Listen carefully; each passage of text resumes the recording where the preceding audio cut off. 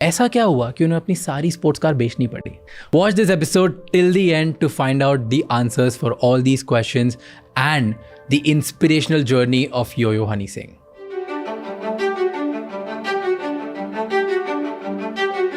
मैं ना फर्स्ट जो फैन बना ना गाने का, दैट वाज इसे कहते हैं हिप हॉप. सो वो मेरे को ऐसा लगता है कि सबसे अंडररेटेड सॉन्ग है, क्योंकि उसमें एक लाइन है कि मेरे लिए दुआ करो ग्रैमी लेके आ जाऊंगा. राइट, तो do you believe in manifestation? ऐसे बोल देते हो लाइन्स और ऐसे लेके आने की? बचपन से मैंने ऑन है अभी. हाँ बचपन से मैनिफेस्ट करता आ रहा हूँ चीज़ों को, और वो होती आ रही हैं. और सब कुछ बढ़िया चलते आ रहा है. तो बड़े बड़े सपने देखे, धीरे धीरे भगवान पूरा करता गया. ये गाना 10 साल पहले आया था, तब वो सपना था. आज भी है वो सपना, और भी बहुत सारे नए बड़े बड़े सपने हैं. तो डेफिनेटली वो भी धीरे धीरे पूरे होंगे. इनफैक्ट शाहरुख भाई ने मुझे एक बात पूछी, तो मुझे सरदार बोलते हो. तो 10 साल पहली बात है. तो कह रहे सरदार तू कैसे काम करता है? मैं कहा भाई मैं दिल से काम करता हूँ. मनी रत्नम, AR रहमान, गुलजार, शाहरुख खान, दिल से चारों ने काम किया था. दिल से बनाई थी पिक्चर, बढ़ गई थी. तो दिमाग से भी काम किया था. तो मेरे को लगा मैं हाँ ये बात भी दम है, थोड़ा सा दिमाग भी इस्तेमाल करना चाहिए कई चीज़ों में. मैं ऑडियो में दिमाग नहीं लगाता, how to package it visually उसमें बहुत दिमाग लगाता हूँ. कैसे? कंट्रास्ट होना चाहिए, कुछ ऐसा होना चाहिए लोगों ने नहीं करा. हॉलीवुड में कि मैं ही आर्टिस्ट हूँ जिसने गाना देसी कलाकार शूट किया और इतना बड़ा वो हिट हुआ. उससे पहले मैंने 1 साल पहले ब्लू आइज हॉलीवुड बुलेवार्ड में किया था, but that was not a big, there was a big song but not that big production. तो देसी कलाकार में 1 साल बाद जब मैंने वापस हॉलीवुड में शूट किया हॉलीवुड के क्रू के साथ, तो वो बहुत बड़ी प्रोडक्शन दी. तो give me a background of कि पहले जब स्टार्ट कर रहे थे आप, तब पैसे कैसे कमाते थे? बिकॉज मैं 2003 से बीट्स बना रहा हूँ. 2003 में लोकल रैपर्स थे दिल्ली के जो इंग्लिश में गाते थे, उनके लिए बीट्स बना रहा. Just a music producer, never wanted to sing, never wanted to write. मुझे पता भी नहीं था लिखते कैसे हैं. वो धीरे धीरे हुआ 4-5 साल में.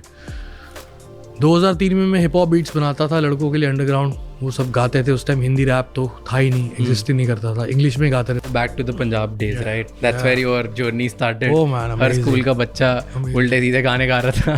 That was like the fun times, right? तो उस टाइम पे अब 4-5 लोग साथ में काम करते थे ना. क्या था उसका नाम? माफिया मुंडीर. तो वो क्या था? What was it? बादशाह 4-5 लोग बिल्कुल कभी भी साथ में नहीं काम किया. और माफिया मुंडीर पंजाब से शुरू हुई. और उसमें कौन लोग थे, हाँ क्या वो, लाइक व्हाट वाज इट? एक प्लेटफॉर्म बनाया था मैंने, कोई बैंड नहीं बनाया था. ओके. माफिया मुंडीर में जो बाकी लड़के जुड़े वो सब दिल्ली से जुड़े, पंजाब से नहीं जुड़े. पंजाब से जुड़े अल्फाज, एक जे स्टार लड़का होता था, एक मनी हौजर लड़का होता था, एक लड़का था निंजा जो आज भी निंजा के नाम से बहुत मशहूर सिंगर है. और ये लोग सब आर्टिस्ट थे. एक मुंडीर का मतलब होता है bunch of boys, not gangsters, not gangs, bunch of boys. मुंडीर. अब एक लड़का खड़ा होता है तो लोग बोलते हैं ना लड़का खड़ा है. 4-5 लड़के होते हैं, लड़के खड़े यार, उधर चलते यार वहाँ लड़के खड़े यार, उधर मत जाइए वहाँ लड़के खड़े. तो पंजाबी में बोलते हैं मंडीर खड़ी है. तो mafia is a ideology I believe from so many years. Okay. Because बहुत एक डिसिप्लिन्ड तरीके से वो लोग, बहुत मूवीज़ देखी उनसे इंस्पायर हुआ और पढ़ा, ये वो डॉक्यूमेंट्रीज देखी तो इंस्पायर हुआ. मैं गैंग्स में बिलीव नहीं करता हूँ, लेकिन मैं माफिया में बिलीव करता हूँ. बॉलीवुड में कोई पसंद है माफिया मूवी? बॉलीवुड में माफिया मूवी मेरे हिसाब से हिंदुस्तान के करियर में सिर्फ एक बनी है, वो है मकबूल. मकबूल उस जैसा सिनेमा 2003 में आई थी, विशाल भारद्वाज जी ने बनाई थी. उस जैसा सिनेमा हिंदुस्तान में शोले के बाद बना तो वो बना. मुझे एक चीज़ बताओ, रिसेंटली अभी ये बहुत फेमस हो गया है कि पंजाब में या हरियाणा में या नॉर्थ साइड में, स्पेसिफिकली नॉर्थ रीजन में, अगर आप आर्टिस्ट बहुत बड़े बन जाते हो या कुछ भी होते हो, so people start threatening you. मतलब आपको ऐसा होता है कि डेथ थ्रेट आते हैं, या ऐसा होता है कि हमसे कॉपरेट करो, डोनेशन दो, नहीं तो वो नहीं करे. तो ये रियल होता है कि इट्स, पता नहीं. मैंने बीमारी में गाना बनाया, धीरे धीरे से मेरी ज़िंदगी में आना रीमेक. इंडिया का पहला 200-300 मिलियन था कुछ वो. और फिर दिल चोरी साडा हो गया, की करी है कार्तिक फिल्म में आया था.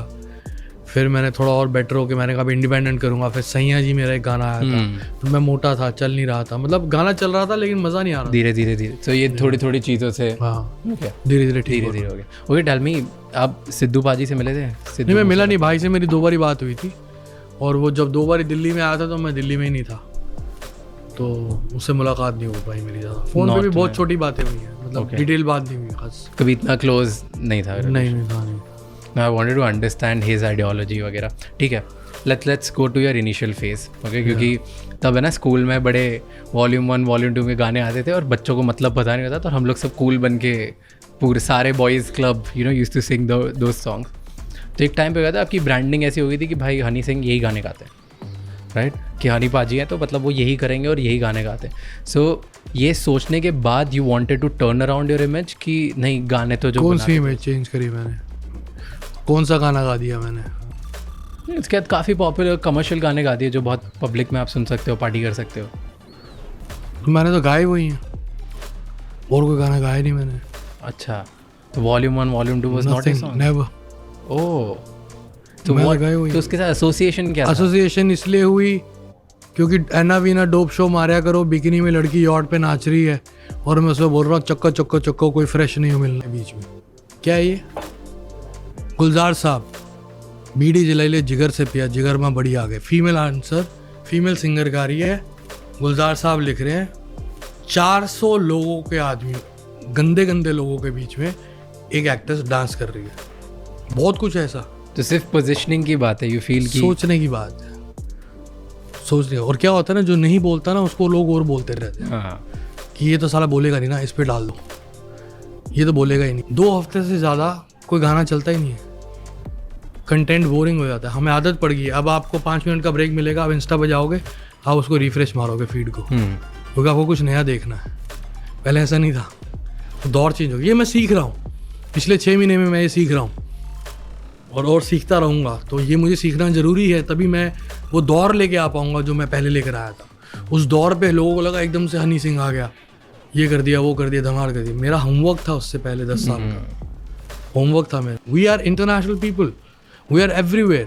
तो we should, you feel every Sidhu ने भी किया, सिद्धू को काले सुनते हैं, गोरे सुनते हैं, रिस्पेक्ट हिम फॉर दैट। उसने नहीं गाया अंग्रेजी में, उसने तो बड़े बड़े म्यूजिक वीडियो भी नहीं बनाया मेरी तरह। मेरा स्टाइल अलग था, मेरा थॉट अलग था, उसका थॉट अलग था। मैं ट्रैक्टर पे बेच के गाऊंगा तो साला ये इंटरनेशनल चलेगा, चला, करेज था लड़के में, तभी वो एक वैसा एक ही हुआ है, होगा भी नहीं दुआ। इंटरेस्टिंग। सो हमें फोकस सिर्फ करना चाहिए कि भाई अपने अपने ऊपर अपने 1.4 मोदी जी आगे हिंदुस्तान को आगे लेके जाएंगे अपने आप। हमें थोड़े ना गोरों कालों की रीस करनी है। मोदी जी बोलते हैं ना, हिंदी में बात करते हैं ना, हाँ, वो कोई ब्रिटिश एक्सेंट में तो नहीं बात, लेकिन ये सूझी पड़ी है मेरी। और क्या है कि मैं सुबह सोता हूँ 8 बजे और शाम को उठता हूँ 4 बजे। आज सुबह 8 बजे सो के सुबह का 10 बजे का उठा हुआ। मैं चश्मा खास पहनता नहीं हूँ, लेकिन अब पहनना पड़ता है क्योंकि नींद नहीं मिलती, तो ये सूझी जाती है। अभी भी नशे करके बैठा हुआ है, देखो हनी सिंह इंटरव्यू में। Okay, so that's the only reason. For me that's the only reason. सारे आर्टिस्ट पहन के आते होते हैं, मैंने सबको देखा। स्टाइल हो गया भाई, मेरा स्टाइल नहीं है ये। मेरे को बस ये है कि यार आंखें मेरी सूझी है। इरफान भाई अभी स्टॉप ड्रिंकिंग कंप्लीटली? हाँ, मतलब ओकेजनली कभी कभी पी लेता हूँ, लेकिन पीछे वक्त तो मैं बिल्कुल भी नहीं की। और बाकी दूसरा सूखे नशे तो 9 साल हो गए बिल्कुल। वो तो दैट यू वो तो वेरी ओपन अबाउट इट, हाँ, बंद कर दिया। पर ऐसा होता था कभी आप ड्रिंक करके शो पे जाते थे? नहीं, मैं पहले बिल्कुल नहीं जाता था। मेरे साथ एक हुई थी इंसिडेंट, वो मेरे डॉक्यूमेंट्री में है। वो इंसिडेंट बहुत ज़बरदस्त कि मैं जब मैं नाचता था लोगों को लगता है नशे करके चढ़ा हुआ है, एनर्जी इतनी होती थी मेरे। वो एक सक्सेस का नशा, मेरा म्यूजिक वाइल्ड है, मेरे लिरिक्स वाइल्ड है, ऊपर से 10,000 ऑडियंस आपके सामने कूद रही है पागलों की तरह, तो वो एक वो एनर्जी वापस आती थी। तो लोगों को लगता है नशे करके चढ़ा। मैं कभी भी नशे